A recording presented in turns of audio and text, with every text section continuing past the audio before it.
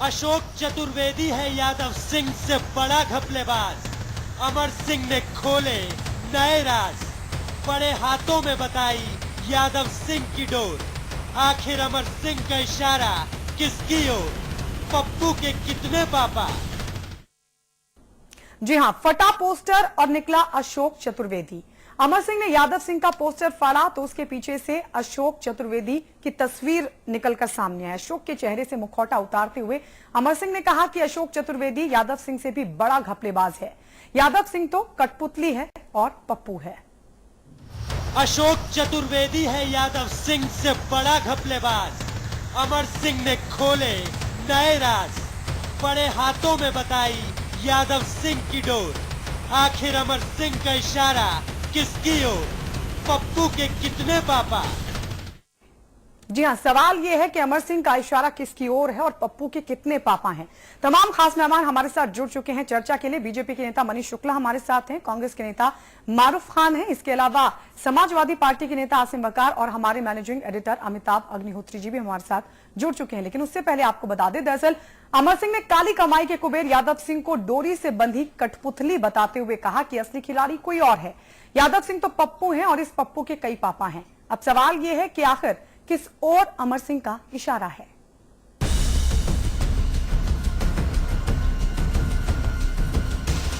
वो कहते हैं ना कि राजनीति का खेल अभूतपूर्व, कभी हम भूतपूर्व कभी तुम भूतपूर्व। ये अंदाजे अमर सिंह है। 18 साल बाद सियासतदान से सामान्य हो गए अमर सिंह और आम आदमी बनकर सामने आए तो शोर मच गया। आयकर विभाग से लेकर एसआईटी तक सभी काले धन के कुबेर यादव सिंह की संपत्ति के सूत्र तलाश रहे थे, लेकिन तरीका अमर सिंह ने बता दिया। राज की बात बताते हुए अमर सिंह ने कह दिया कि यादव सिंह तो वो पप्पू हैं जिसके कई पापा हैं। ये जो पप्पू है यादव सिंह, ये सिर्फ एक व्यक्ति है, इसके पीछे कई पापा हैं। जब तक पप्पू के पीछे के यादव सिंह इस पूरे प्रक्रिया का एक मुखौटा है, इस मुखौटे के पीछे वो बड़े बड़े असली लोग कौन है। यादव सिंह एक कठपुतली है, उस कठपुतली की डोर किसके हाथ में है, यह चुनौती है। इस कठपुतली की डोर के हाथों तक सुप्रीम कोर्ट की एसआईटी का हाथ कब पहुंचेगा।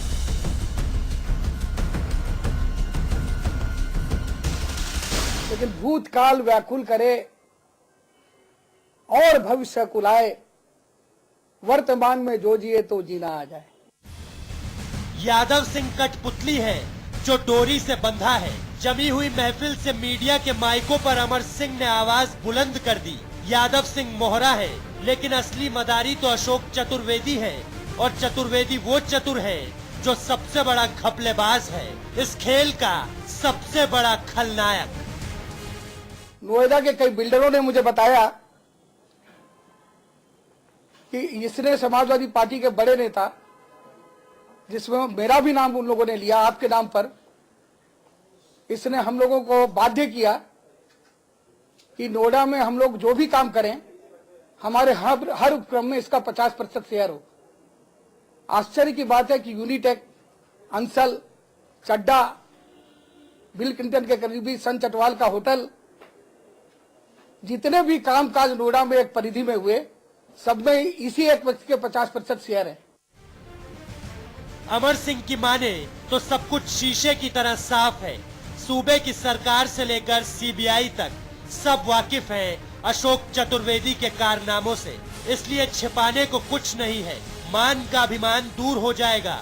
अशोक चतुर्वेदी की बैलेंस शीट छान लीजिए।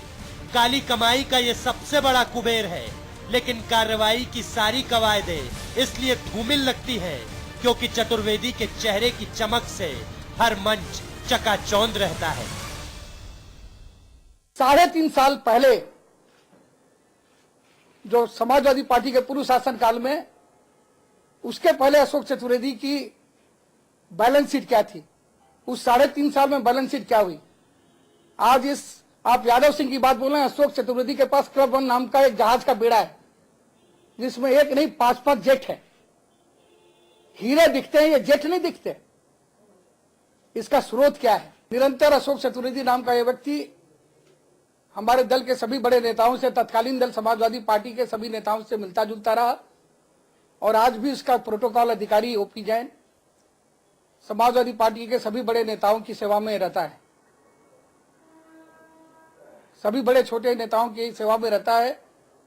समाजवादी पार्टी की जब नई सरकार बनी तो ये व्यक्ति मंच पर था। सफाई में कोई महोत्सव होता है तो ये प्रमुखता से आदरणीय मुलायम सिंह जी के बगल में दिखाई देता है। तो इस प्रशासन से किसी न्याय की उम्मीद नहीं करनी चाहिए। बहरहाल यादव सिंह तो एक पोस्टर है, बाकी फिल्म के कई और भी किरदार हैं जो सामने आने बाकी है। फिलहाल तो अमर सिंह ने पोस्टर फाड़ा तो अशोक चतुर्वेदी निकल आया है, लेकिन अमर सिंह के इस खुलासे से खामोश फिजा में फड़फड़ाता सवाल ये है कि आखिर किसकी ओर है अमर सिंह का इशारा और कितने पापा हैं इस पप्पू यादव सिंह के। क्या अशोक चतुर्वेदी है यादव सिंह से भी बड़ा घपलेबाज? ब्यूरो रिपोर्ट के साथ साजिद अली, समाचार प्लस। जी हां, तो कभी मुलायम सिंह यादव के हमराज रहे अमर सिंह ने किया है खुलासा। सवाल यह है कि आखिर अमर सिंह के इस खुलासे के मायने क्या हैं? सवाल यह भी है कि क्या अमर सिंह सच बोल रहे हैं? अगर हां तो उनका इशारा किस ओर है? तमाम खास मेहमान हमारे साथ बने हुए हैं। बीजेपी के नेता मनीष शुक्ला हैं, कांग्रेस के नेता मारूफ खान हमारे साथ है, समाजवादी पार्टी के नेता आसिम बकार और हमारे मैनेजिंग एडिटर अमिताभ अग्निहोत्री जी भी हमारे साथ मौजूद है। अमिताभ जी, आप ही के साथ चर्चा की शुरुआत। अमर सिंह के बयान के मायने क्या निकाले जाए और उनका इशारा किस ओर है? देखिए, अमर सिंह किस मंतव्य से बयान दे रहे हैं ये तो वो जाने जी, लेकिन कुछ बातें शीशे की तरह साफ है। समाजवादी पार्टी के नेतागण और सरकार के मंत्री और अधिकारी जिन लोगों को रत्ती भर भी नोएडा विकास प्राधिकरण के कामकाज की जानकारी है, वो मेरी इस बात से असहमत होने की सोच भी नहीं सकते कि नोएडा विकास प्राधिकरण में कोई भी एक आदमी अकेले इतना बड़ा खेल नहीं कर सकता। संभव ही नहीं। क्या? असंभव। असंभव। नोएडा का एक बोर्ड है जिसमें चेयरमैन भी बैठते हैं। उसमें उत्तर प्रदेश के 5 प्रमुख विभागों के प्रमुख सचिव सदस्य होते हैं, चीफ सेक्रेटरी सदस्य होते हैं। यानी सीधे पंचम तल जुड़ता है नोएडा के सेक्टर 6 के प्राधिकरण के दफ्तर से। यह सामान्य प्राधिकरण नहीं है बलिया देवरिया जैसा। तो अगर यादव सिंह ने हजारों करोड़ रुपए के हीरे मोती सोना चांदी जो भी पैदा किया हो, वो अकेले नहीं हो सकता। इसलिए इस बात से मैं सहमत हूं, ये पप्पू है, इसके पापा हैं। पापा कौन है ये तय होना चाहिए। एक दूसरी जो जिसके लिए मैं बहस लेके आया, उत्तर प्रदेश यूं तो बड़े प्रतापी अधिकारियों के लिए चर्चित है, उनकी बात बाद में करेंगे, लेकिन अशोक चतुर्वेदी को लेकर, ये नोएडा के कारोबारी हैं अशोक चतुर्वेदी। इन्होंने जब अपना पहली बार काम शुरू किया था तो ये पान मसाला के पाउच बनाने से शुरू किया था। आज बड़े कारोबारी हैं ये। एक बात तो सच है, मैंने अशोक चतुर्वेदी की फ्लेक्स की बैलेंस शीट देखी है। यह बैलेंस शीट एक पार्टी विशेष के सत्ता में आने पर ही फलती फूलती है। दूसरी एक महत्वपूर्ण बात मैं आपको कहूं, यूनिटेक नाम की एक कंपनी रियल एस्टेट का कारोबार करती है। उसमें अशोक चतुर्वेदी की हिस्सेदारी थी इनकी कंपनी की 33%। लेकिन जब यूनिटेक को 2003 से 7 वाले सपा के कार्यकाल में नोएडा में 3 सेक्टर्स में नोएडा के बड़ी जमीनें अलॉट हुई, जैसे ही वो जमीनें अलॉट हुई वैसे ही अशोक चतुर्वेदी की हिस्सेदारी यूनिटेक में बढ़ के 49% हो गई। ये कैसे हो गई?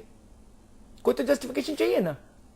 ये वैसा ही खेल है जैसा यादव सिंह की एक कंपनी है, चाहत टेक्नोलॉजी प्राइवेट लिमिटेड, मारूफ साहब, उस कंपनी की शुरुआत मालूम कितने रुपए से हुई थी?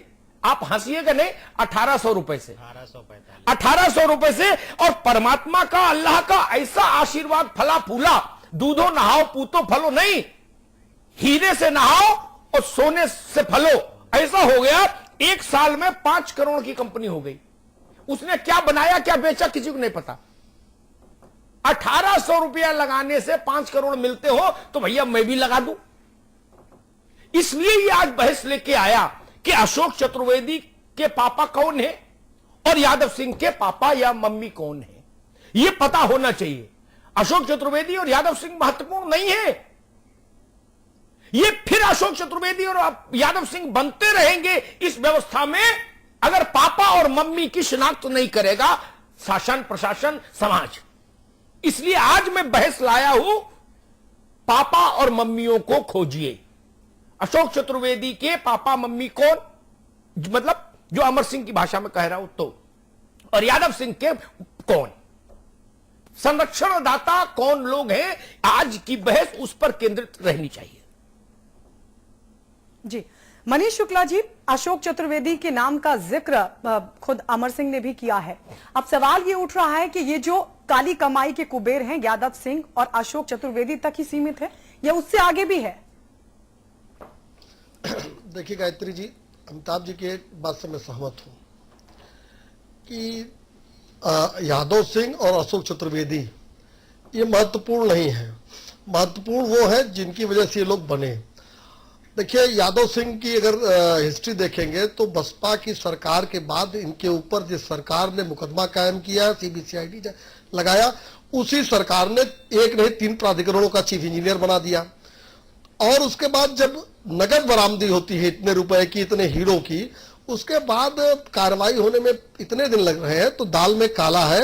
और अमर सिंह जी का ये बयान इतना तो सत्य है कि अकेले यादव सिंह या अशोक चतुर्वेदी नहीं है, ये तो मोहरे हैं, इनकी डोरी कहीं और है, उस बात की खोज होनी चाहिए। अमिताभ जी, एक और विषय हमारे दिमाग में है, ये थोड़ा सा इतर है, 30 सेकंड में उसको मैं कहूंगा कि विभिन्न इस तरह के घोटाले पहले भी उत्तर प्रदेश में हुए हैं, एचआरएम से लगाए और अन्य घोटाले हुए हैं। और उन घोटालों के जो मुख्य लोग रहे उनकी मृत्यु हो गई जेलों में संदिग्ध रूप से। तो आपके चैनल के माध्यम से मैं ये भी मांग करता हूं कि यादव सिंह और अशोक चतुर्वेदी को सुरक्षित भी रखा जाए, उनकी सुरक्षा की भी व्यवस्था की जाए, क्योंकि ऐसी बात का घटना घटने के बाद फिर गुत्थी उलझी रह जाती है। मेरा तो फिलहाल आपके इस सवाल का इतना ही जवाब है। जी मारूफ साहब, आखिर इन दोनों पप्पुओं के पापा कौन हैं और अमर सिंह जिस ओर इशारा कर रहे थे वो इशारा किस ओर जाता है? नहीं, सवाल यह है कि एक पप्पू और एक पापा की बात नहीं है जी। अगर आप नोएडा और ग्रेटर नोएडा का इतिहास पिछले 20 वर्षों में उठाकर देखेंगे तो इसमें पूरी तरह से एक लूट तंत्र शामिल रहा है। चाहे वो बसपा की सरकार रही हो, चाहे वो सपा की सरकार रही हो और चाहे वो भाजपा की सरकार रही हो। जो मोटिव था नोएडा और ग्रेटर नोएडा को बनाने का कि वहां के ऊपर औद्योगिकरण होगा, जो औद्योगिकरण इकाइयां लगाई जाएंगी उन लोगों के रहने की एक व्यवस्था के लिए कुछ लोगों को प्लॉट दिए जाएंगे। लेकिन अगर आप उठाकर देखें पिछले 8-10 सालों में कोई भी इंडस्ट्री, चाहे वो सपा की सरकार हो चाहे पीछे बसपा की सरकार हो, नोएडा ग्रेटर नोएडा में कोई नई इंडस्ट्री नहीं लगी है। और जो इंडस्ट्रियां वहां पर थी वो भी बैकअप करके किसी दूसरे राज्य में जाने पर आज मजबूर हो चुकी हैं। तो ये पूरा ऐसा नहीं है कि इसमें यादव सिंह या अशोक चतुर्वेदी, ये कहीं ना कहीं इसके तार शासन से जुड़े होते हैं। इसके मैं अपनी बात पूरी कर लूं अमिताभ भाई। इसके तार, जैसा कि आपके पास पंचम तल से इसके तार जुड़े होते हैं। जी मारूफ जी, पूर्व सांसद अमर सिंह हमारे साथ जुड़ गए हैं। अमर सिंह जी, आपसे जानना चाहेंगे, आपने जो खुलासा किया है, अशोक चतुर्वेदी का नाम भी आपने लिया, आपने कहा कि ये तो महज कठपुतलियां हैं, चाहे अशोक चतुर्वेदी हो या फिर यादव सिंह हो, ये पप्पू हैं, इनके पापा कहीं हैं। आपका इशारा किस ओर है? देखिए, मुझे पता नहीं, मैं भी जैसे उत्तर प्रदेश की जनता जानना चाहती है, पूरे देश की जनता जानना चाहती है जी। और मैं आपको स्पष्ट कहता हूं कि ऐसा नहीं कि अशोक चतुर्वेदी से मेरे संबंध नहीं रहे हैं, उनको मैं नहीं जानता जी। मैं जब संसद सदस्य नहीं था, सार्वजनिक जीवन में नहीं था, तब मैं न सिर्फ अशोक चतुर्वेदी को जानता था बल्कि हमारे मित्र पंडालाल पुनिया जी उस समय अधिकारी थे, राजनीति में भी नहीं थे और एक छोटे परिवार का व्यक्ति था, इतना बड़ा आदमी नहीं बना था, तब से मैं जानता था। उसकी कंपनी के बोर्ड में जो देश के बड़े बड़े लोग थे, आरसी चक्रू थे, जी। उसकी कंपनी के बोर्ड में प्रभात कुमार थे, उसकी कंपनी के बोर्ड में पीएल पुनिया थे, उसकी कंपनी के बोर्ड में भारत सरकार के कई बड़े लोग थे, मैं भी उसकी कंपनी के बोर्ड में रहा। लेकिन जब सीबीआई ने सोमेश्वर कांड में घूस देते हुए उसको रंगे हाथ पकड़ा तो मैंने तत्काल उसकी कंपनी का बोर्ड छोड़ दिया। जी और अमर सिंह जी, इसीलिए आपसे ये सवाल है क्योंकि आपके रिश्ते अशोक चतुर्वेदी से बेहद अच्छे रहे हैं। आखिर इन पप्पुओं के पापा कौन है? देखिए, मैं एक चीज कहूंगा कि आदरणीय मुलायम सिंह जी से अब मेरे राजनीतिक संबंध नहीं है, व्यक्तिगत संबंध थे, हैं और रहेंगे। मैं मुलायम सिंह जी से संसद का टिकट मांगने कभी नहीं गया था। उनसे और उनके मुख्यमंत्री पुत्र से हरदम मैंने नोएडा के घोटालेबाजों को सजा देने की बात की विनती की थी। उनके जन्मदिन के दिन भी मैंने फोन करके कहा था, आज के दिन मैं आपको बधाई देता हूं, मुझे मुलायम सिंह का नाम कहां से आ रहा है? अमर सिंह जी, हम तो सवाल ये करें कि अशोक चतुर्वेदी के पापा कौन हैं जिनका नाम आपने लिया? ये मुलायम सिंह जी का नाम नहीं ले रहा हूं, मैं कह रहा हूं कि 5 वर्ष पहले तक जब मैं उनके साथ था जी, और बहुत निकट से, तब तक मैंने मुलायम सिंह जी को कभी पैसे या पैसे वालों को पीछे भागते नहीं देखा, बल्कि वो बहुत संयमित रहते थे। मुझे पता नहीं 5 सालों में अमर सिंह जी ये क्या हो गया कि इस तरह से जो इस तरह, चाहे वो दुर्गा शक्ति नागपाल का मामला हो जिसमें एक ईमानदार अधिकारी से ज्यादा अवैध खनन करने वालों को महत्व दिया जा रहा है, अमर सिंह या जी, वो इस तरह के मामला हो जिसमें यादव सिंह ऐसे व्यक्ति आ गए। ये तमाम लोग बहुजन समाज पार्टी के शासनकाल में भी यादव सिंह थे, नवनीत सहगल थे, और अब समाजवादी पार्टी का जो शासनकाल है अखिलेश जी का, उसमें भी अब फल फूल रहे हैं। अमर सिंह जी, अमर सिंह जी, इसलिए मैं चाहता हूं कि ये इतना सहज खेल नहीं लगता कि इन पप्पुओं के पापा की तलाश होनी चाहिए। अमर सिंह जी, अमर सिंह जी, आपको आवाज आ रही है? जी आ रही। जी नमस्कार, अमिताभ अग्निहोत्री बोल रहा था। बहुत प्रणाम आप। जी अमर सिंह जी, कोई भी अथॉरिटी हो या कोई भी वो सरकारी विभाग हो, कोई एक आदमी इतने बड़े घपले घोटाले कर ही नहीं सकता जब तक कि उसमें एक पूरी चेन संलिप्त नहीं हो जाए। नोएडा विकास प्राधिकरण का जो बोर्ड है उसमें उत्तर प्रदेश सरकार के तमाम प्रमुख विभागों के सचिव, प्रमुख सचिव उसमें बैठते हैं, उसके मेंबर होते हैं। तब ये इतना बड़ा घपला घोटाला हो जाए या अशोक चतुर्वेदी जहाजों का बेड़ा बना लें, ये केवल पाउच बना के तो फिर संभव नहीं। मैं पूरे दुनिया के हर शहर में, मैक्सिको में, अमेरिका में, दुबई में, पूरे पूरे पूरे दुनिया के कोने कोने में उनका दफ्तर स्थापित हो जाए जी, ये भी संभव नहीं, और संभव हो भी सकता है। मैं तो समझता हूँ कि उन्होंने अपनी मेहनत की कमाई से किया है, लेकिन हम इनके दफ्तरों पर मेरी नजर नहीं है, ना इनके कार्यालय पर नजर है। लेकिन मैं ये जानना चाहूंगा कि एक विशेष कार्यकाल में, चाहे वो पोंकी चड्ढा की कंपनी हो, चाहे वो यूनिटेक हो, चाहे वो अंसल की कंपनी हो, और चाहे वो टन चटवाल का होटल हो, तब में 50% की पार्टनरशिप सिर्फ एक व्यक्ति के पास क्यों है? उसका नाम है अशोक चतुर्वेदी। तो वही मगर तब तो कुछ चीजें बहुत ऑब्वियस हो जाती हैं कि आप पर शासन की कृपा इसलिए ऐसा हो गया, क्योंकि अन्यथा अगर बिजनेस मॉड्यूल होता तो ये हर शासन काल में फलता फूलता। अब ये इस पर देखिए, क्योंकि यह मामला मैंने सुप्रीम कोर्ट की एसआईटी को लेकर के दिया, और मैं स्वयं मैं भी अपने आप को बहुत ग्लानिवत महसूस करता हूं, क्योंकि मैंने जब इसकी ईडी की जांच हो रही थी तो यूपीए के सरकार को जब मैंने बचाया था, उस समय मैंने इसकी सिफारिश की थी, और जो अधिकारी जांच कर रहा था इसकी, एसके पांड्या नाम का अधिकारी, जो आज उड़ीसा का चीफ कमिश्नर है कस्टमर एक्साइज का, वो मुझे एक धार्मिक कार्यक्रम में मिले और बहुत आहत होकर के कहे कि आपने गलत आदमी की सिफारिश की थी, आप अच्छे व्यक्ति को नहीं करना चाहिए। इससे मुझे ग्लानि हुआ, और जब मैंने अध्ययन किया तो मुझे पता चला कि मैं सचमुच में मुझसे अपराध हुआ है। इस अपराध के लिए मैं सार्वजनिक क्षमा याचना करते हुए मैंने ये पूरी की पूरी बात ब्लैक मनी की एसआईटी को मैंने यह तथ्य पांड्या जी का नाम लिख करके भी दे दिया है। मैं चाहूंगा कि पांड्या जी के नेतृत्व के अनुभव का लाभ इस पूरे प्रकरण में एसआईटी को लेना चाहिए। अब चूंकि यह मामला मैंने एसआईटी को लिख करके दे दिया है, और मुझे इस बात का भी डर है, मुझे कई लोगों ने बताया कि इस रैकेट में बहुत अपराधी हैं, और आज आपके पास जितना सुरक्षा है, कल अगर सरकार ले ले तो आप अपने बच्चों के छोटे बच्चों से के भविष्य के बारे में आप डरते नहीं। संभव है कि आपकी हत्या हो जाए, लेकिन मैं समझता हूं कि द्रौपदी जब नग्न हो रही थी तो वहां भीष्म पितामह, द्रोण और विदुर और कर्ण से भी अच्छे लोग थे, लेकिन चुपचाप देखते रहे। तो दिनकर जी ने कहा जो तटस्थ समय लिखेगा उसका भी ध्यान। अब मुझे किसी बात की परवाह नहीं, कुछ भी हो सब सामने आना चाहिए। अमर सिंह जी, अमर सिंह जी, अमर सिंह जी, एक सवाल है मेरा।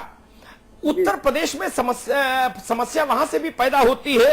राकेश बहादुर, जितेंद्र कुमार, संजीव सरन, राजीव कुमार, दीपक सिंघल, पंधारी यादव, ऐसे आईएएस अधिकारी जो टेंटेड है, अदालतों द्वारा आरोपित है या भ्रष्टाचार की जिनके खिलाफ जांचें चल रही हैं विभिन्न स्तरों पर, वो सारे लोग महत्वपूर्ण स्थानों पर पदस्थ हो जाते हैं। जब आप टेंटेड आदमी पदस्थ होगा तो उससे स्वच्छ प्रशासन की उम्मीद कैसे होगी? ये जो मैंने नाम लिए ये सारे टेंटेड है और सारे पदस्थ हैं। आप इन छोटे लोगों का नाम क्यों लेते हैं? उत्तर प्रदेश के मुख्य सचिव अखंड प्रताप सिंह हुए, वो जेल तक गए जी। उत्तर प्रदेश की मुख्य सचिव नीरा यादव हुई, वो जेल तक गई जी। और एसआईटी की जो ब्लैक मनी के एसआईटी के वाइस चेयरमैन है, उनको मैं बधाई देना चाहता हूं अरिजीत प्रसाद को कि नीरा यादव के मामले में कठिन आदेश उन्होंने सुप्रीम कोर्ट के जज की हैसियत से दिया था। आज भी वो जज है, सेवानिवृत्त होने के बाद जो एसआईटी बनी है उसके वाइस चेयरमैन है अरिजीत प्रसाद जी, और वो नोएडा में रहते हैं। क्या आप समझते हैं कि नोएडा सामान्य जगह है? नोएडा में ब्लैक मनी के एसआईटी के वाइस चेयरमैन रहते हैं, नोएडा में चीफ जस्टिस पुराने गुवाहाटी जी रहते हैं, और इस मामले को पूरे यादव सिंह के मामले को वह समिति उठाई है जिसमें भारत के पूर्व मुख्य न्यायाधीश लोहाटी और प्रकाश सिंह ऐसे ईमानदार अफसर हैं, और ये नोएडा में रहते हैं। इसी नोएडा में जस्टिस ललित रहते हैं, इसी नोएडा में भारत सरकार के राष्ट्रीय सुरक्षा सलाहकार 2 रहते हैं। अगर वहां गंध रहेगी तो आप क्या समझते हैं ये लोग चुप बैठेंगे? ये लोग भयभीत होंगे गुंडों से, नौकरशाहों से, भ्रष्ट राजनेताओं से और इन गंदे उद्यमियों से। जी, शुक्रिया अमर सिंह जी हमारे साथ जुड़ने के लिए, ये तमाम बातचीत के लिए। मारूफ साहब, अमर सिंह जी की बात से फिर से वही संकेत मिल रहे हैं कि बिना संरक्षण के पप्पू फल फूल नहीं सकते। निश्चित तौर पर मैं अपनी बात को जहां पर मैंने छोड़ा था, देखिए इसके अंदर शासन अगर शामिल नहीं होगा तो इस तरह के ये पप्पू जो हैं वो कभी भी फल फूल नहीं सकते हैं। तो पिछले 20 वर्षों की जो सरकारें रही हैं, जो पंचम तल से सीधे नोएडा ग्रेटर नोएडा का संबंध रहा है, और इन्हीं संबंधों के आधार पर चाहे वो अशोक चतुर्वेदी हो चाहे दूसरे और भी कुछ नाम हो। लेकिन मैं एक बात और कहना चाहता हूं, हमारे साथी मनीष शुक्ला जी बैठे हुए हैं, माननीय प्रधानमंत्री जी बड़े जोर शोर से पूरे 2 सालों से विदेश में काला धन लाने की बात कर रहे हैं, लेकिन बगल में इतना काला धन आज 20 दिन से चर्चा में है, लेकिन कोई उन्होंने ना तो इसके ऊपर कोई बात बोली है और ना ही कोई ऐसी सकारात्मक कोई भी दिशा में इस जांच को आगे बढ़ाने का काम किया जा रहा है। अरे भाई, देश के अंदर मौजूद जो काला धन है उसके बारे में आपका क्या विचार है? जी, बकार साहब, जो सवाल मैंने अमर सिंह से पूछा था वही सवाल मैं दोहराता हूं। राकेश बहादुर, जितेंद्र कुमार, संजीव सरन, राजीव कुमार, दीपक सिंघल, पंधारी यादव, ये सब उत्तर प्रदेश शासन में महत्वपूर्ण पदों पर तैनात हैं। इनमें से कई इलाहाबाद हाई कोर्ट द्वारा निंदित हैं। बहुत सारे लोगों के खिलाफ उच्च स्तरीय जांचें चल रही हैं भ्रष्टाचार के मामलात में, और ये सब लोग बड़े पदों पर पदस्थ हैं। अगर चौकीदार ही दागी होगा तो हम ये कैसे उम्मीद करें कि स्वच्छ और पारदर्शी शासन मिलेगा? क्या इन 8 लोगों के अलावा अधिकारी नहीं बचे उत्तर प्रदेश में? देखिए अमिताभ जी, कुछ लोग ऐसे होते हैं जिनको अपने जेरे निगरानी रख के उनसे काम कराना पड़ता है, कुछ लोग ऐसे होते हैं जिनको दूर भेजकर उनसे काम कराना पड़ता है। अब सरकार ये बेहतर जानती है कि किसको नजरों के सामने जेरे निगरानी रख के काम कराना है और किसको अपने से दूर भेजकर काम कराना है, ये सरकार बेहतर जानती है। दूसरी बात, अभी मारूफ भाई ने एक इल्जाम लगाया कि जो इस तरह के लोग होते हैं वो डायरेक्ट पंचम तल के टच में होते हैं। मैं इस आरोप का पुरजोर तरीके से खंडन करता हूं और इस पर एक सवाल पूछता हूं कि जो एक ही घोटाले का नाम ले रहा हूं, कॉमनवेल्थ घोटाला जो हुआ था उसमें जितने भी लोग थे, या जो कोयला घोटाला हुआ था, वो क्या डायरेक्ट पीएमओ के टच में थे इनके हिसाब से? तीसरी बात, अभी आप लोगों ने यहां पर जिस बहस के लिए बुलाया है, यादव सिंह सस्पेंड है, निलंबित हो गए हैं, और पॉलिटिकल जीवन में मैं अपने पर रख के कह रहा हूं, हम लोगों से रोज सैकड़ों लोग मिलते हैं कुछ लोग दूसरे लोगों को मिलवाते हैं लाकर, लोग कभी कभी दोबारा भी मिलने आते हैं, कभी एक ही बार मिलकर चले आते हैं। तो कौन हमसे मिलने के पहले क्या करता था, कौन हमसे मिलने के बाद क्या करता है, ये तभी मालूम पड़ पाता है जब वो किसी गिरफ्त में आता है या उसका कच्चा चिट्ठा खुलता है। ठीक है वकार साहब, ठीक है, कुछ तथ्य मैं आपके निगाह में लाऊं। एक सेकंड मनीष भाई, जिनसे एक चीज प्रामाणिकता के साथ बहस हो, नारों पे नहीं बहस हो, तो तथ्य पर हो, प्रमाण बिल्कुल फाइल पर होना चाहिए। 2008 में यूनिटेक ने करीब 250 करोड़ रुपए इस्लेमेन नाम के एक देश में ट्रांसफर किए, ठीक। फिर वहां से इस रकम को टैक्स हेवन के लिए मॉरिशस भेजा गया, फिर उसमें कुछ और पैसा ऐड हुआ, इसके बाद वो पूरी रकम फ्रांस पहुंची, ठीक है। इस मामले की जब जांच हुई तो सीबीआई ने फ्रांस सरकार को एक चिट्ठी लिखी, जिसके जवाब में पाया गया कि इस पूरे लेन देन में यूफ्लेक्स लिमिटेड को फायदा पहुंचा है। यूफ्लेक्स लिमिटेड के मालिक हैं अशोक चतुर्वेदी। ये पैसा कहां का था, कैसे था, इसका एक सिरा नोएडा में यूनिटेक को जमीन आवंटन से जुड़ता है, ठीक। ये मामला हाई कोर्ट गया, इलाहाबाद हाई कोर्ट ने कहा सीबीआई जांच करे, और उस समय के सीईओ संजीव शरण और चेयरमैन राकेश बहादुर के खिलाफ भी जांच के आदेश दिए गए, ठीक।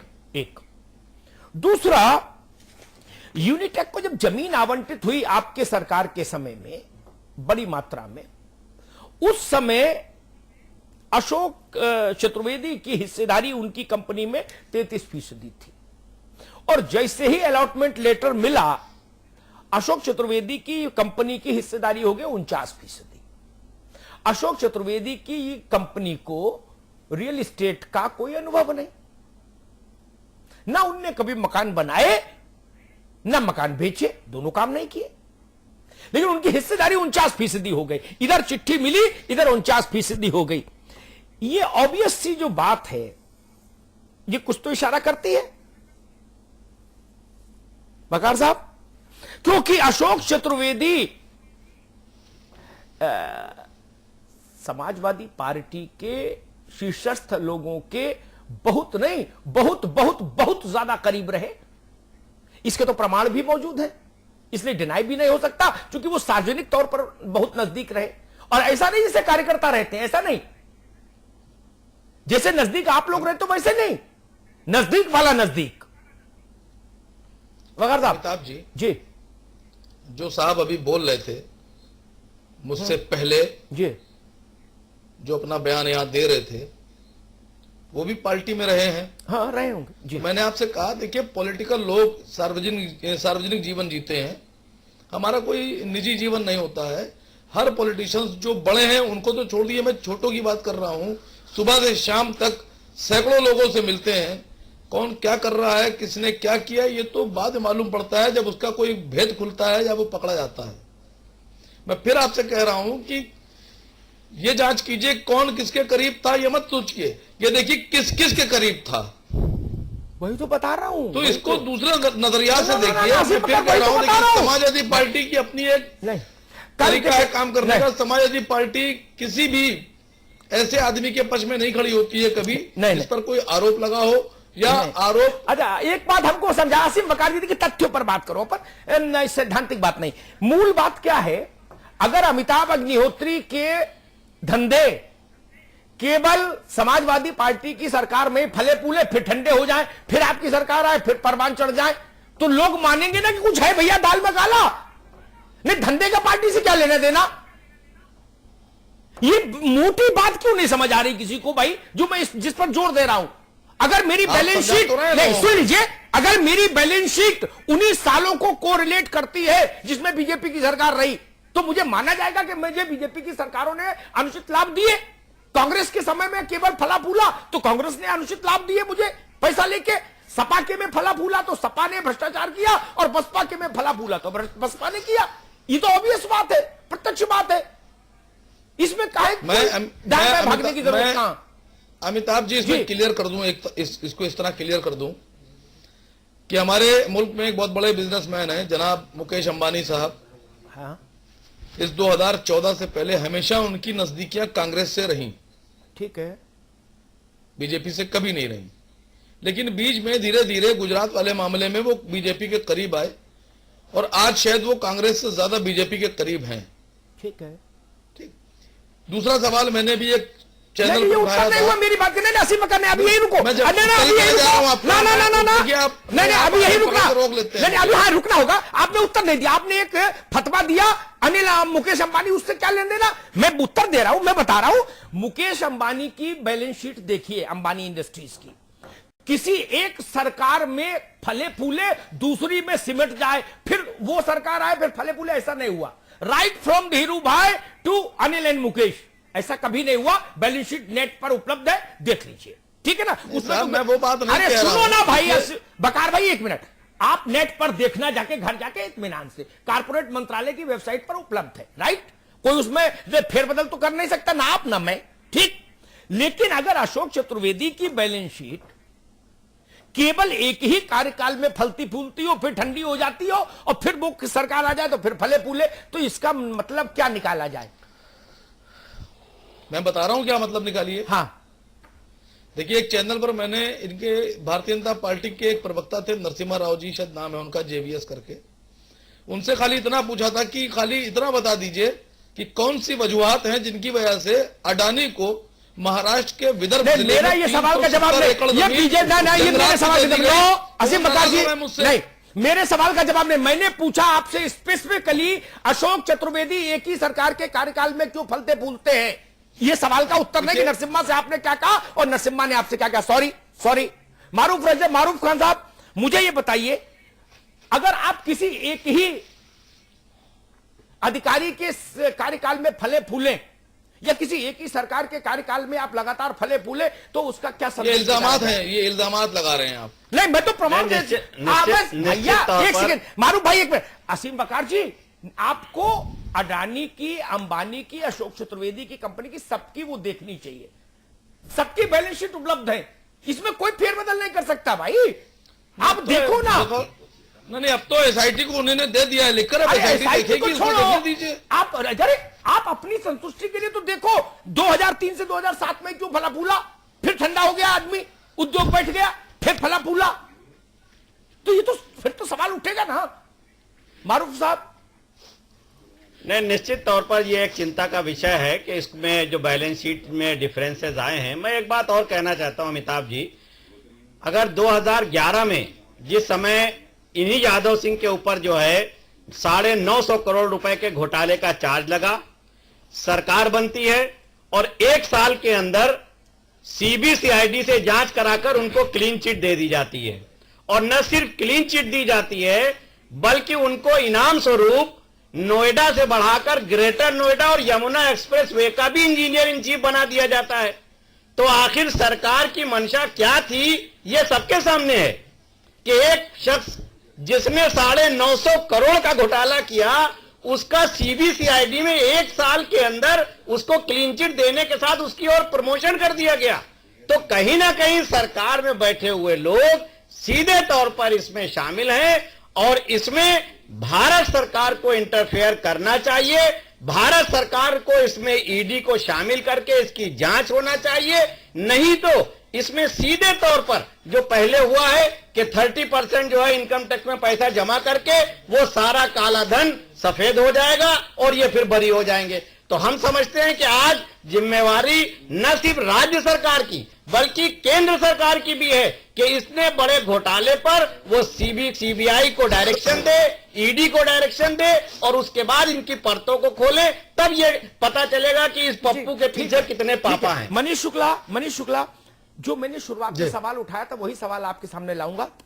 जो मैंने नाम लिए थे, रिपीट करने की जरूरत है तो रिपीट कर दूं, नहीं तो मेरे ख्याल से मैंने नाम 2 बार लिए हैं। संजीव शरण, राजीव कुमार, दीपक सिंघल, पंधारी यादव, ये सब लोग जांचें झेल रहे हैं, या ठीक है ना, या हाई कोर्ट ने इनके खिलाफ स्ट्रक्चर्स पास किए। संजीव शरण और राकेश बहादुर के खिलाफ तो हाई कोर्ट ने अब तक का सबसे कठिन स्ट्रक्चर पास किया था। उसने कहा था इनको पश्चिमी उत्तर प्रदेश में कहीं तैनाती नहीं मिलनी चाहिए, ऐसा आज तक हाई कोर्ट ने नहीं बोला था। ये सारे अधिकारी महत्वपूर्ण पदों पर तैनात हो गए। मैं फिर सवाल वही उठाता हूं, बेईमान दरोगा के रहते चौकी में ईमानदारी की अपेक्षा कैसे हो सकती है? मनीष शुक्ला।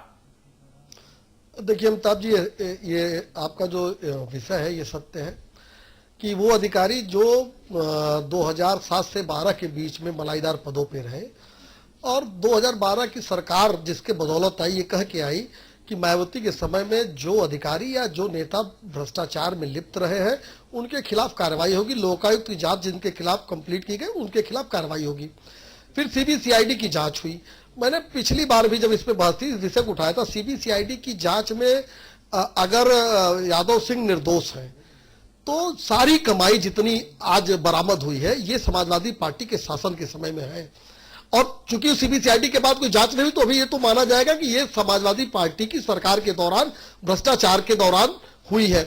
दूसरी बात ये कि उसके बाद जब वो पकड़ाते हैं उनके गाड़ी से 10 करोड़ रुपया और 2.5 हीरा बरामद हुआ। इसके बाद इतनी दिन तक डिले की गई है कार्रवाई, उनके ऊपर निलंबित करने की कार्रवाई इतना डिले की गई। और जबकि आपके ही चैनल ने दिखाया कि एक लेखाधिकारी को अंगूठी पहनने पर इनकी सरकार निलंबित कर दिया, खड़े खड़े कर दिया था। तो ये जो डिस्क्रिमिनेशन है ये प्रदर्शित करता है कि दाल में काला है, सरकार मिली हुई है। और इसके अलावा एक 30 सेकंड में भाई मारूफ भाई उत्तेजित हो रहे थे कि केंद्र सरकार नहीं कर रही है, आईटी और ईडी की जांच चल रही है। पहले तो जानकारी आपको हो जाए। दूसरी बात, ये एनसीआर में बड़ा खेल चल रहा है। इसी तरीके से जमीन खरीद के बेचने का धंधा रॉबर्ट वाड्रा जी भी किए थे हरियाणा में, उनके खिलाफ भी चल रही है और केंद्र सजग है इस पे।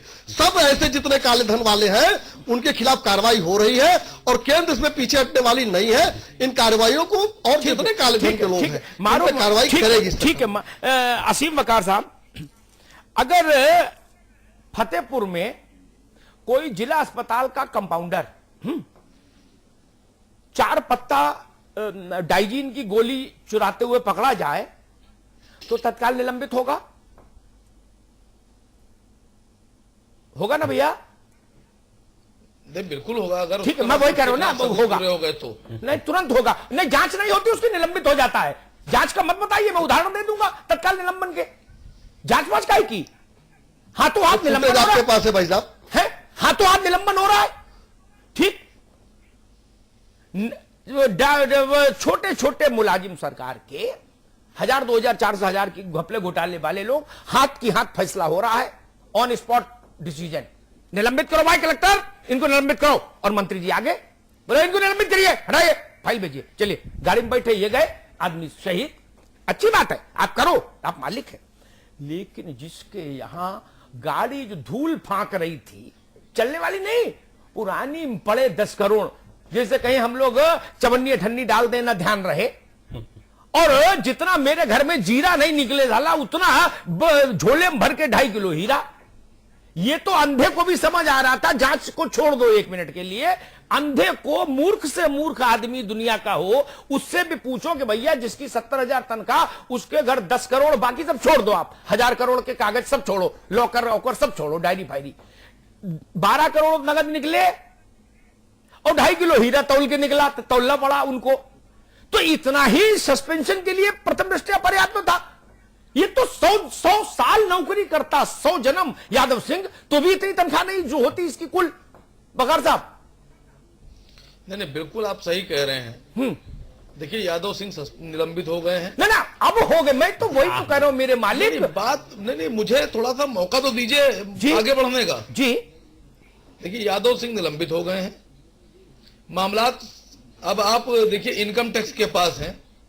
और जिस तरह से भी आपने देखा कि एक साहब बोल के गए हैं कि मैंने एसआईटी को ये दे दिया, वो दे दिया, उसकी भी जांच होने दीजिए सब, क्योंकि अब तो सब सामने आ गया है, चाहे वो केंद्र सरकार हो चाहे आप, कौन क्या बोला ये विषय नहीं है। अरे एक बात मैं कहूं बकार भैया, जी जी, एक मंत्री हैं आपके यहाँ कैबिनेट के, उन्होंने एक जिला अकाउंट ऑफिसर, जिला लेखाधिकारी, ठीक ठाक पद होता है, ठीक है ना, उसकी तनख्वाह करीब 95,000 से 1 लाख के बीच में स्टेट बैंक से आती है, लिखत पढ़त में, मतलब चोरी नहीं हो सकती उसमें, सरकारी। ठीक, 1 लाख रुपया वाला 2 अंगूठी पीतल की पहने था, छल्ला जो नहीं बता देते पंडित लोग, 2 छल्ले पहने था और 3 अंगूठी पहने था, एक सोने की थी 2 चांदी की थी, एक में मूंगा, एक मोती, ऐसे थे। ठीक, कोहिनूर नहीं पहने था, मंत्री जी ने उसको नमस्ते करने वो क्या चला गया, उसके ग्रह खराब थे, मंत्री जी ने ऑन स्पॉट उसका फैसला कर दिया। डीएम साथ में था, बोले इसको सस्पेंड करो भाई।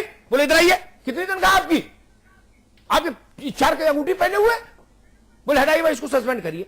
मैं बड़ा प्रसन्न हुआ, मैंने कहा ये तो जहांगीर का न्याय आ गया, जहांगीर का शासन आ गया, क्या घंटा बजाया तुरंत न्याय लो। लेकिन जब यादव सिंह पकड़ाए और ईश्वर का उन पर ऐसा चमत्कार, लक्ष्मी की ऐसी कृपा कि तौल के हीरा गया, तो 15 दिन लग गए बकार साहब। नहीं अमिताभ जी, आप लोग तो ये देखिए कि यादव सिंह पर कार्रवाई हुई है। देखिए उनको पदमुक्त तो उसी वक्त कर दिया गया था, जो उनके पद थे वो ले लिए गए थे। अब बहुत सी चीजें ऐसी है जो आप समझते हैं लेकिन समझना नहीं चाहते। ना मैं सब समझता हूँ, इनकम टैक्स नहीं, इनकम टैक्स ने देखिए जिस तरह छापा मारा, मैं आपसे फिर कह रहा हूं, अगर मैं थोड़ा सा इधर उधर की बात करके आपको कोई एक एग्जांपल दूंगा तो अभी आप रोक देंगे मुझे। इसी बात पर बात करें ना, आप मुझे बताओ। मैं इसी बात पे कह रहा हूं। बकार साहब, मैं तो बहुत स्पेसिफिक सवाल पूछता हूं, स्पेसिफिक जवाब चाहता हूं। मित्र, आप मेरी आदत जानते हो। नहीं, मैंने कहा उस लेखा अधिकारी के लिए, उसकी जांच के लिए आप मंत्री आदेश कर देता कि इसके आर्थिक स्रोतों की जांच करो, अंगूठी की कीमत कराओ, मुझे रिपोर्ट भेजो, बात खत्म हो जाती। अगर उसकी सैलरी के भीतर की आती अंगूठी तो नौकरी करता, नहीं तो बर्खास्त, सस्पेंड हो जाता। ऑन स्पॉट फैसला किया ना आपने। 2.5 किलो हीरा को दुनिया में कोई माइकल लाल अगर वो करा दे, औचित्यपूर्ण सिद्ध कर दे, तो मैं जर्नलिज्म छोड़ दूंगा। 70,000 रुपया के मुलाजिम के घर 2.5 किलो हीरा इतना ही पर्याप्त है, इसके आगे कुछ पूछने की जरूरत नहीं। मेरे घर में 2.5 किलो हीरा मिले, फिर कोई बात बचती है भाई? कैसे? अमिताभ जी, एक बात का विश्वास रखिए, भरोसा रखिए कि यादव सिंह जी निलंबित हुए हैं। अगर इस तरह से कहीं कुछ और अगर सामने आएगा तो उस पर भी कार्रवाई होगी। मारूफ साहब कुछ कहना चाह रहे थे? इससे पहले भी हुई है और आगे भी होगी। आपके पास लौटेंगे, जैसे पहले कार्रवाई आपके पास हुई लौटेंगे। थी। एक छोटा सा ब्रेक ले रहे हैं, फौरन लौटते हैं।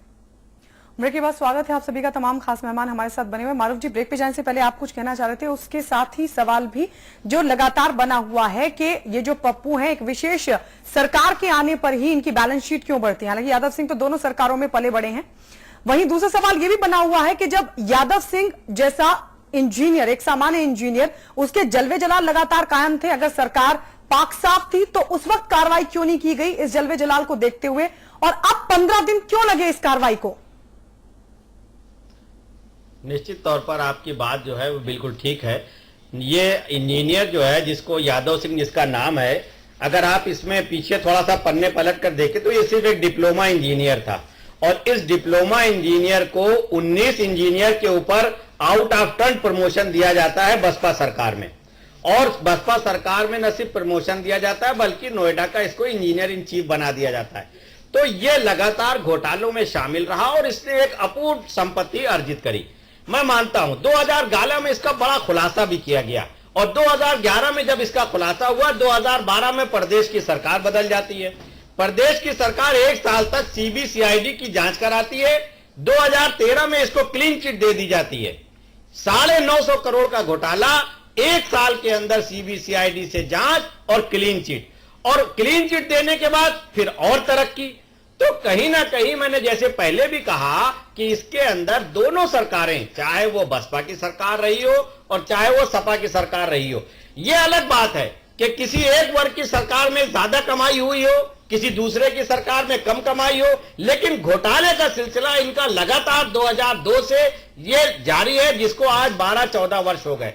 अब बिना किसी अपने आकाओं के, चाहे उसमें अशोक चतुर्वेदी हो, चाहे हमारे जो अभी पूर्व सांसद जी बोल रहे थे, बड़े घनिष्ठ मित्र थे अशोक चतुर्वेदी जी के, इनके समय में अशोक चतुर्वेदी जी का सिक्का चल रहा था, तो आज वो बहुत ही पाक साफ होकर उन्होंने अपने तमाम पल्ले झाड़ लिए और कहा मैं सार्वजनिक माफी मांगता हूं। लेकिन मैं कहता हूं कि अगर जब आप 5 साल पहले जाइए, जब पिछली सपा सरकार थी, उस समय अशोक चतुर्वेदी को सबसे ज्यादा आगे बढ़ाने वाले कौन थे? यही माननीय अमर सिंह जी थे। लेकिन आज वो साफ साफ बच के निकल रहे। तो कहीं ना कहीं सरकार इसमें शामिल है, इसकी पूरी जांच होना चाहिए, और मैं फिर कहूंगा कि इसमें केंद्र सरकार को आगे आना चाहिए। जितना वो ढिंडोरा पीटते हैं भ्रष्टाचार के खिलाफ, लेकिन इस मामले पर पूरी तरह से चुप्पी साधे हुए हैं। खान साहब खान साहब, ये यादव सिंह के खिलाफ जितनी कार्रवाई हुई है, समझिएगा मेरी बात को गौर से, वो केंद्र से ही हुई है। राज्य सरकार सुन लीजिए भाई, राज्य सरकार का उसमें एक राई रत्ती लेना देना नहीं। एक राज्य सरकार ने तो यादव सिंह पर इतनी कृपा जरूर बनाए रखी कि उसको 17 दिन नौकरी पे बनाए रखा। 17 मिनट में जाना चाहिए था जिसको, उसको क्यों मालूम है क्यों सस्पेंड किया गया यादव सिंह? बताए देता हूं, सुन लो सब लोग। यादव सिंह की गिरफ्तारी होनी है, फिर राज्य सरकार का चेहरा खराब हो जाता। अगर गिरफ्तारी से पहले आप सस्पेंड नहीं करते तो चेहरा ही खराब हो जाता तब तो। इसलिए जरूरी था सस्पेंशन, तब जाके किया है। अगर दिल से करते तो छापे के 5 मिनट के भीतर सस्पेंशन हो जाता, 5 मिनट के भीतर सस्पेंशन हो जाता अगर दिल से सस्पेंशन होता। ये मजबूरी का सस्पेंशन है, कल हथकड़ी पड़ेगी उसके, कौन आएगा हाथ लगाने, कौन रोकेगा? लालू यादव जेल गए ना तो कुर्सी छोड़ी ना, रावड़ी जी को दी ना कुर्सी। जेल से चीफ इंजीनियर रहेंगे क्या? कार्मिक विभाग के हेड जेल से रहेंगे क्या? इसलिए कहा गया कि भैया देखो जितना हो सकता था मदद की, अब चलो। ये मजबूरी का निलंबन है, इसलिए मेरी आपत्ति है। मैं राज्य सरकार को पूरा क्रेडिट देता अगर आय करके छापे से पहले यादव सिंह का वर्चस्व, अशोक चतुर्वेदी का वर्चस्व अमिताभ अग्निहोत्री को दिखाई देता है, असीम वकार को दिखाई देता है, मारूफ खान को दिखाई देता है, मनीष शुक्ला को दिखाई देता है, हुकूमत को नहीं दिखाई दे, ये तो मैं नहीं मान सकता। हमसे तेज आंखें होती, चूंकि वो बादाम भी खाते हैं, मैं तो मूंगफली खा पाता हूं। वो तो रात में बादाम भिगो के सुबह खाते हैं भाई, जो सरकार में होते हैं। उनको भी दिखाई देता है कि अब ये विमानों का बेड़ा है इनके पास, ये यादव सिंह का महल है, ये यादव सिंह के हीरे रखे हैं, सबको सब दिखाई देता है ना। ये प्लॉट है, ये मकान है, दुकान है, उनके घर आते जाते हैं सारे राजनेता। अगर ये कार्रवाई राज्य सरकार कर देती तो कितना अच्छा होता। और एक सवाल असीम वकार से पूछूंगा, अंतिम प्रश्न, उसमें हालांकि सारी पार्टियां शामिल हैं, लेकिन अभी चूंकि सरकार में वकार भाई की पार्टी, इसलिए इनसे ही पूछूंगा। मुझे ऐसा कोई दृष्टांत तो बता दीजिए संक्षेप में मित्र, उत्तर प्रदेश की सीबीसीआईडी ने राज्य सरकार के कृपा पात्र किसी महत्वपूर्ण व्यक्ति को दोषी ठहराया हो कभी तो? वकार साहब, देखिए अमिताभ जी, जहां आप हैं वहां मैं हूं। जो आपके सामने है वो मेरे सामने है। आपसे भी कुछ नहीं छुपा है, मुझसे भी कुछ नहीं छुपा है। अच्छी बात, यस। मैंने आपसे कहा आपने दिल की बात कही, मुझे अच्छा लगा, इससे बेहतर कार्रवाई होगी, मुझे अच्छा लगा। अगर कोई और, मैं चाहता हूं कि सीबीआई और इनकम टैक्स मिलकर जो अमर सिंह जी ने खुलासे किए हैं उसकी बात को जांच करे और खुलासा करे। और मैं चाहता हूं उत्तर प्रदेश की आवाम के हक में जी जो बेहतर हो वो किया जाए। बहुत अच्छी बात। मनीष शुक्ला, वही सवाल जो मैंने असीम भाई से पूछा, मुझे ऐसा कोई दृष्टांत बताइए पिछले 30 सालों में, 25 सालों में, चाहे जितना टाइम मान लो, 50 सालों में, जब उत्तर प्रदेश की सीबीसीआईडी ने सत्तारूढ़ दल के कृपा पात्र किसी व्यक्ति को दोषी ठहरा दिया हो। मैंने नहीं देखा, 25 साल से तो वही देख रहा हूं बहुत गौर से। देखिए अमिताभ जी, सीबीसीआईडी तो जो जिसके ऊपर आरोप लगता है, चाहे जिस तरीके का हो, सीबीसीआईडी लगवाने के लिए वही दौड़ता है सरकार के पास। छोटे से बड़े बहुत मुकदमों को देखा गया है, क्योंकि सीबीसीआईडी जांच शुरू होते ही आरोपी की गिरफ्तारी नहीं होती और जांच चलती है, तो आरोपी को पूरा अवसर मिलता है। इसलिए सीबीसीआईडी तो बचने का एक तरीका है। मारूफ साहब, ठीक वही सवाल पूछ रहे हैं। मैं यहाँ पर एक एतराज करूंगा। नहीं, समय नहीं, मित्र आप तो जानते समय नहीं। मारूफ साहब, मैं एक बहुत छोटी सी बात कह दूं, आप 15 सेकंड लूंगा आपसे जी। देखिए, सीबीसीआईडी हो या सीआईडी हो या सीबीआई, उसका जिक्र नहीं है। अभी आपने देखा होगा देश में कांड वाला आरोपी है। मैंने सीबीसीआईडी को कहा है, मैंने सरकारों को ऐसी प्रकार आपकी बात आगे। मारूफ साहब, व्यवस्था में कहा है, मनीष शुक्ला, एक मिनट। मारूफ साहब, लास्ट कमेंट ओनली सरकार पर नहीं कहा। ठीक है मनीष भाई, एक minute, only 30 second for you, last comment. मुझे 25 साल में कोई ऐसा उदाहरण आप बता सकते हो कि जिस पार्टी की सरकार हो उसके किसी कृपा पात्र को सीबीसीआईडी ने हैंग कर दिया हो? नहीं, ठीक कह रहे हैं, आपकी बात से हम पूरी तरह सहमत हैं। और पिछले 25 वर्षों में जिस तरह से सीबीसीआईडी का दुरुपयोग किया है, आज तक मैं कह रहा हूं, जो पहले वाल सरकार बनी थी, अगर आपको याद होगा तो पिकअप का घोटाला हुआ था 400 करोड़ का, और आज भी सीबीसीआईडी में उसकी जांच चल रही है। आज तक उसमें किसी में जो बात आपने कही है वो बिल्कुल सही है कि जो सरकार के कृपापात्र लोग होते हैं वो अपनी पहुंच का फायदा उठाकर सीबीसीआईडी को केस ट्रांसफर कराते हैं और उसके बाद इस और मसले को ठंडे बस्ते में डाल दिया जाता है। चलता रहता है। ठीक है मारूफ साहब, अमिताभ से बात करें। मैं तो देखता हूं, इतनी सरकारें देखी मैंने, उत्तर प्रदेश में जो सत्ता के दो चार बड़े चेहरे होते हैं ना, मारूफ साहब, बकार साहब, उनके यहां सबसे ज्यादा मालूम दो ही सिफारिशें आती हैं। एक तो गनर दे दो, दूसरा सीबीसीआईडी निकाल दो। हर तीसरे आदमी का कागज चेक कर लो, यही एप्लीकेशन मिलेगी। और गलत कहे तो जो कहिएगा सो सजा मेरी। बकार साहब, चेक कर लेना आप किसी दिन जाके, 5 कालिदास में जितने आ रहे हो ना, एक दिन जेब में चेक कर लो, हर तीसरे आदमी की जेब में वही कागज मिलेगा। या तो गनर दे दो या सीबीसीआईडी निकाल दो। भाई सीबीसीआईडी में कौन सा राजभोग है, चमचम है, क्या है ये सीबीसीआईडी का बवाल? सीबीसीआईडी सीढ़ी है बचने की, सीढ़ी। जिसको कहीं से रक्षा नहीं मिले उसको सीबीसीआईडी भेज दो, मौज लेगा, गुलाब जामुन खाएगा, ठाट से सोएगा, ठन ठन गोपाल, कुछ नहीं होगा। इन्हीं यादव सिंह के खिलाफ नोएडा 58 सेक्टर में हुकूमत उत्तर प्रदेश मुकदमा दर्ज कराने गई थी, बड़े तेवर के साथ। यादव सिंह के घर पर चस्पा किया गया था वारंट। यादव सिंह थाईलैंड में मसाज करा रहे थे, वो लौटे ही तब जब सीबीसीआईडी से सेटिंग हो गई। बोले भाई आ जाओ, तुम्हारा राज्याभिषेक करना है, 3 अथॉरिटियों का मालिक तुमको बनाना है, आओ। उन्होंने कहा आ गया मालिक। यही तो हुआ। अन्यथा हुकूमत जिसके खिलाफ गई थाने चलकर, थाने में रिपोर्ट लिखाई गई थी, उत्तर प्रदेश सरकार बनाम यादव सिंह, अशोक चतुर्वेदी। एक बात और कहूं, एक जैन साहब हैं, मारूफ साहब खोजिएगा कौन है, मनीष जी आप भी, असीम अखार जी आप भी।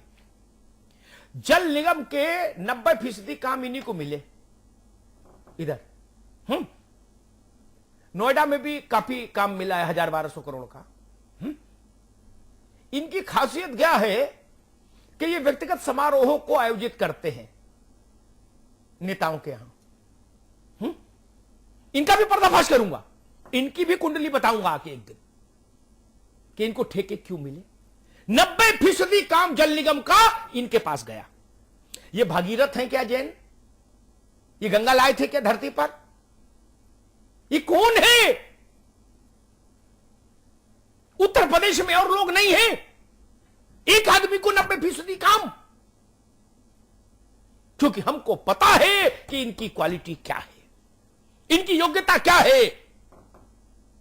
हमको यादव सिंह की योग्यता भी पता थी पहले दिन से, और जिस योग्यता के चलते यादव सिंह चहेता रहा पूर्ववर्ती सरकार का, उन्हीं विशेष योग्यताओं के चलते वो चहेता बना इस सरकार का। ये जान लीजिए, ये उसकी योग्यताएं थी। जो समझ आया हुकूमत को कि अरे ये मुकदमा लिखाने लायक आदमी नहीं है, ये पारस पत्थर है, इसको छाती से लगाओ, ये सोना बनाएगा। उसको बुला लिया, बोले भाई कारीगर आओ, तुम तो कारीगर हो, तुम कहां भाग रहे थे, बनाओ सोना।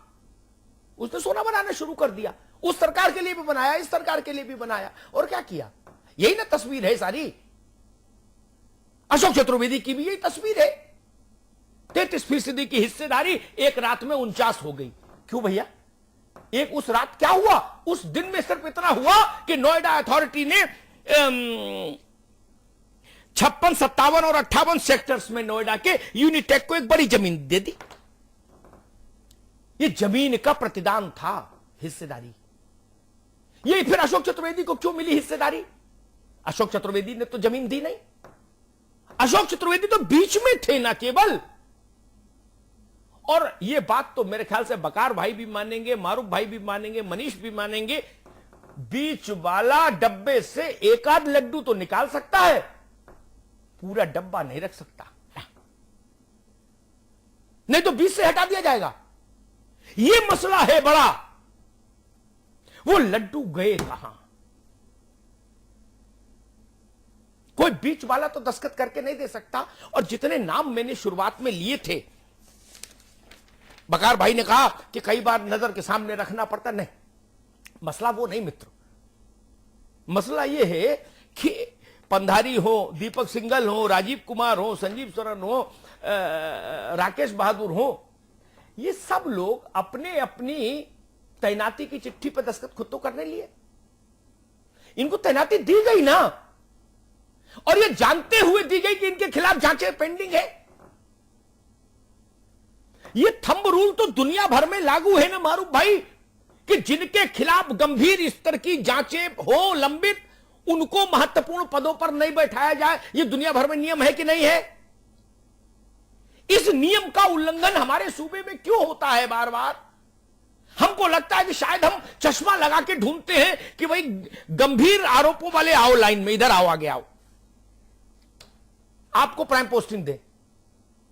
850 आईएएस अधिकारी है आपके पास, सारा तो चोर नहीं है, सारा तो जांचों में नहीं फंसा है, ईमानदार लोग हैं, उनको पद नहीं मिलता, पंधारी यादव को मिलता है।